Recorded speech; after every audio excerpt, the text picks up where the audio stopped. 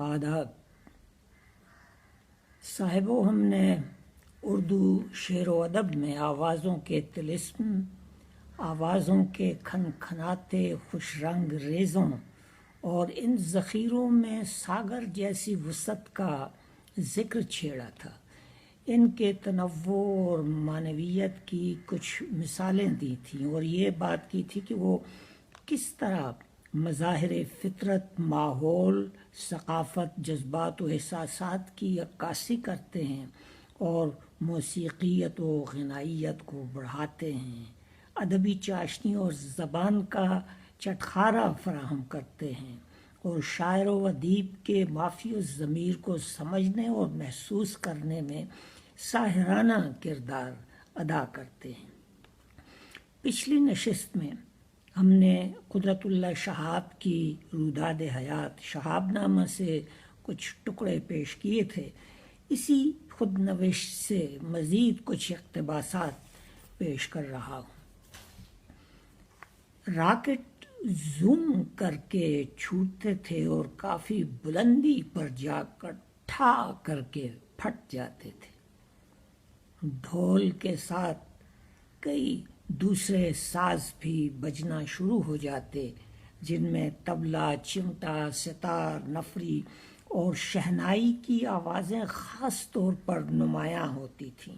پھر یکا یک شنکھ بجنے لگتا، جیسے برآمدے کے پکے فرش پر بہت شہزور گھوڑے بیک وقت سرپٹ بھاگ رہے ہوں۔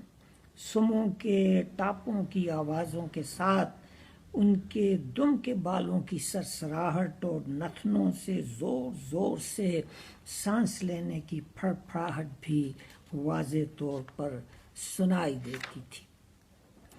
برآمدے کے پکے فرش پر ہڈیوں کے کٹکنے اور درزوں پر ناخنوں سے کھروچے مارنے کی آواز آتی رہی۔ طویل و عریض لان کی گھاس میں بے شمار مینڈکوں اور جھینگروں کا بسیرا تھا۔ شام پڑتے ہی ان کے ٹراننے کی آواز اور پیپل کے درخت پر الٹی لٹکی ہوئی چمگادڑوں کی چیخ و پکار آسمان سر پر اٹھا لیتی تھی۔ قدرت العین حیدر نے اردو ناول کو نئے زاویے اور بلندیاں عطا کی اور اردو ادب کو عالمی ادب میں اپنے پورے قد سے کھڑے ہونے کا قرینہ بخشا۔ ان کے اسلوب کا اپنا ایک ذائقہ ہے۔ چاندنی بیگم وغیرہ سے ان کی رسیلی تحریر کا حسن ملاحظہ کیجیے۔ ساون کی بوندیں کنول کے پتوں پر جل ترنگ چھیڑ رہی تھی۔ نیم کے پتے بڑے پراسرار طریقے سے سائیں سائیں کر رہے تھے۔ حسین محجبیں عورتیں جو چلتی تھیں تو ان کے پاؤں کے زیور چھن چھن بولتے تھے۔ اس کے دماغ میں سریلے آبشار گیت گا رہے تھے۔ مسلمان بچے برسات کی دعا مانگنے کے لیے منہ نیلا پیلا کر کے گلی گلی ٹین بجاتے پھرتے۔ وہ سالن میں مرچوں کی زیادتی کی وجہ سے سوں سوں کر رہا ہے۔ صبح سے لے کر رات گئے تک روں روں کرتا رہٹ چلا کرتا۔